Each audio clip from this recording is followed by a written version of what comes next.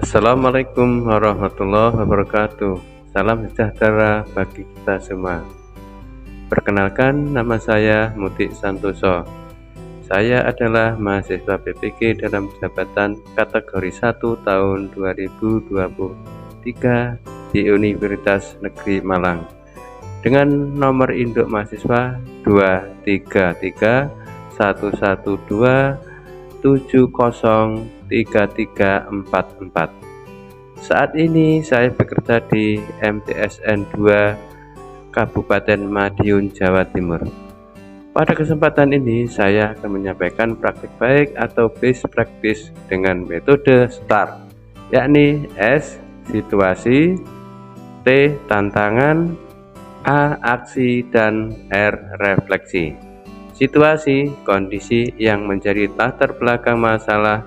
Mengapa praktik ini penting untuk dibagikan, apa yang menjadi peran dan tanggung jawab ada pada praktek ini.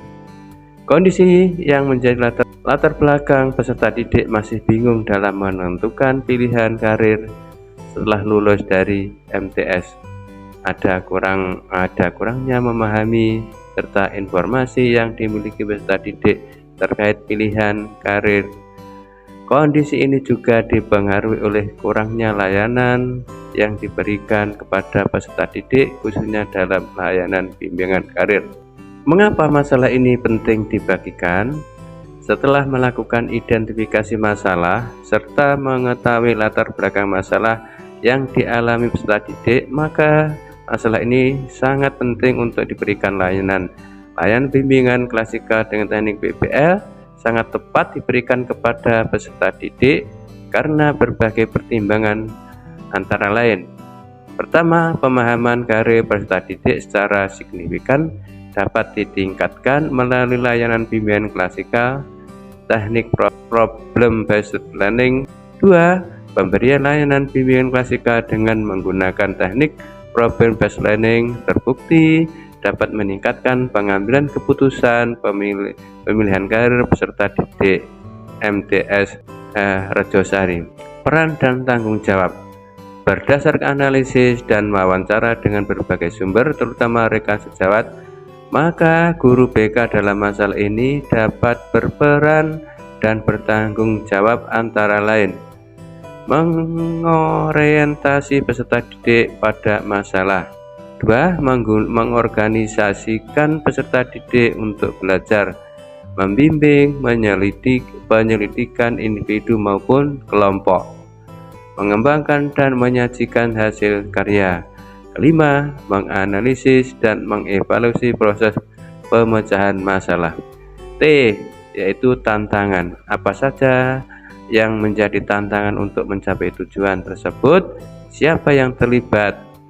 Tantangan untuk mencapai tujuan tersebut setelah dilakukan identifikasi masalah dengan refleksi diri, wawancara teman sejawat, kepala sekolah, dan peserta didik, maka beberapa tantangan yang terjadi yaitu kurangnya informasi tentang karir kepada peserta didik. 2. Peserta didik masih belum begitu mengetahui tentang macam-macam layanan yang di dalam BK. Ketiga, kurangnya jam masuk untuk guru BK. Tantangan ini yang menyebabkan seorang guru harus mampu merancang pembelajaran yang inovatif dengan menerapkan media pembelajaran yang sesuai dengan gaya belajar peserta didik serta model pembelajaran yang inovatif. Siapa saja yang terlibat dalam peran ini? Peran kepala sekolah dan wakil kepala sekolah dalam menyusun tugas di sekolah, khususnya tugas untuk guru BK dan pemberian jam masuk kelas perlu dijadwalkan sesuai dengan aturan yang ada, agar guru BK mampu memberikan layanan klasikal di setiap kelas dengan terjadwal dan maksimal. Selanjutnya kita menuju A. Aksi. Langkah-langkah apa yang dilakukan untuk menghadapi tantangan tersebut? Strategi apa yang digunakan? Bagaimana prosedur prosesnya? Siapa saja yang terlibat? Apa saja sumber daya atau materi yang diperlukan melaksanakan strategi ini? Pertama, langkah-langkah dalam menghadapi tantangan. Tantangan di atas harus segera diselesaikan dengan baik oleh seorang guru profesional. Di antaranya yaitu pertama, perlu adanya sosialisasi oleh guru BK terkait macam-macam layanan yang ada di dalam BK. 2. Penyampaian informasi terkait pilihan karir kepada peserta didik kelas 9 dalam upaya mengenalkan macam-macam karir untuk masa depan peserta didik. Strategi yang digunakan, guru bisa menggunakan media pembelajaran yang kreatif agar pemahaman peserta didik terkait dengan layanan BK meningkat, yaitu dengan menggunakan tepak, sehingga peserta didik tertarik dengan layanan yang ada di BK dan pembelajaran tidak membosankan bagi peserta didik. Kali ini menggunakan media PowerPoint yang kreatif untuk menarik perhatian peserta didik untuk membaca. Selain itu juga menggunakan video pembelajaran yang ditampilkan dengan menggunakan proyektor agar lebih menarik perhatian peserta didik. Proses dan materi apa yang diperlukan? Proses penerapan model pembelajaran problem-based learning dalam layanan bimbingan klasikal, yaitu peserta didik mendengarkan guru BK menjelaskan terkait tujuan dan topik yang akan dibahas. Kedua, peserta didik mendengarkan pengarahan dari guru BK tentang model pembelajaran yang akan digunakan, yaitu problem-based learning. 3. Peserta didik mengamati layanan video yang disampaikan guru BK. Guru BK membagi peserta didik menjadi beberapa kelompok. 5. Guru BK membagikan LKPD merancang langkah-langkah yang dalam pembelajaran karir ini. Guru BK membimbing penyelidikan individu maupun kelompok, menganalisa dan mengevaluasi proses pemecahan masalah. Terakhir, guru BK melakukan evaluasi dengan memperhatikan proses keaktifan peserta didik selama mengikuti layanan klasikal. Dalam proses yang dilakukan di atas juga memberikan materi membutuhkan inovasi dalam penyampaiannya supaya peserta didik tertarik. Di sini guru BK menggunakan video dan juga PowerPoint dalam penyampaian materinya. Yang terlibat yang pertama adalah guru BK sebagai fasilitator. Yang kedua, peserta didik sebagai sasaran kegiatan layan atau audensi. Materi yang digunakan Munadhir tahun 1996, Sindo News, jumlah pengangguran bertambah. Yang selanjutnya adalah refleksi. Bagaimana dampak dan aksi dan langkah-langkah yang dilakukan, apakah hasilnya efektif atau tidak efektif, mengapa respon orang lain terkait dengan strategi yang dilakukan.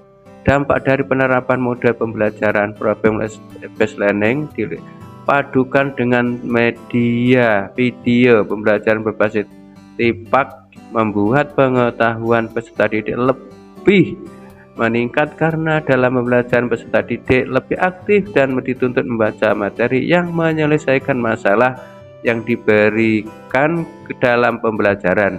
Pembelajaran juga sangat menyenangkan bagi peserta didik. Hal ini dilakukan secara individu maupun kelompok dengan menggunakan model pembelajaran problem-based learning atau pembelajaran berbasis masalah. Ini peserta didik memiliki minat baca yang tinggi. Terlihat dari peserta didik menggali informasi tentang materi dan masalah yang diberikan dari pembelajaran sebelumnya yang hanya menerapkan pembelajaran yang konvensional dan tidak menggunakan media pembelajaran berbasis TPEC. Secara terkesinambungan pemahaman tersebut, peserta didik meningkat, maka hasil belajar peserta didik pun turut meningkat hasilnya. Apakah hasil efektif atau tidak efektif? Berdasarkan dari LKPD serta instrumen evaluasi yang diberikan kepada peserta didik di kelas yang berjumlah 25 peserta didik, maka dapat diambil hasil bahwa 83% peserta didik memperoleh nilai dengan sangat baik serta 17% masih berada di bawah, dan juga 95% peserta didik sangat baik dan mengikuti layanan. 5% peserta didik masih kurang. Maka dapat disimpulkan bahwa layanan klasikal dengan menggunakan teknik problem based learning terbukti efektif. Respon orang lain terkait dengan strategi dilakukan. Peserta didik merasa terbantu dengan adanya layanan klasikal yang telah diberikan oleh guru BK. Kedua, antusias peserta didik dalam mengikuti layanan terlihat jelas dalam diskusi kelompok. Wali kelas memberikan masukan yang positif, yaitu dengan adanya layanan klasikal ini peserta didik mempunyai gambaran dalam menentukan karir masa depan. Faktor keberhasilan dan strategi ini RPL sesuai dengan kebutuhan peserta didik. Kedua, peserta didik aktif dalam layanan klasikal. Ketiga, pemberian layanan menggunakan metode inovatif yaitu problem based learning. 4. Guru BK menjadi fasilitator sesuai dengan harapan peserta didik. Akhirnya pembelajaran dari keseluruhan proses ini, seorang guru dituntut untuk menilai secara keseluruhan dari ranah kognitif, afektif, dan psikomotorik. Tentunya dalam instrumen yang lengkap mulai dari kisi-kisi, indikator, ketercapaian setiap ranah, dan rubrik penilaian melengkapi penilaian akhir pembelajaran. Demikian yang dapat saya sampaikan, mudah-mudahan mendapatkan tanggapan yang positif. Kami ucapkan terima kasih juga kepada Universitas Negeri Malang yang telah memberikan ilmu baru kepada saya dari para dosen. Mudah-mudahan bisa saya terapkan pada diri saya sendiri, tentunya kepada madrasah, utamanya adalah pada peserta didik saya di MTSN 2 Madiun. Demikian kurang lebihnya, mohon maaf. Assalamualaikum warahmatullahi wabarakatuh.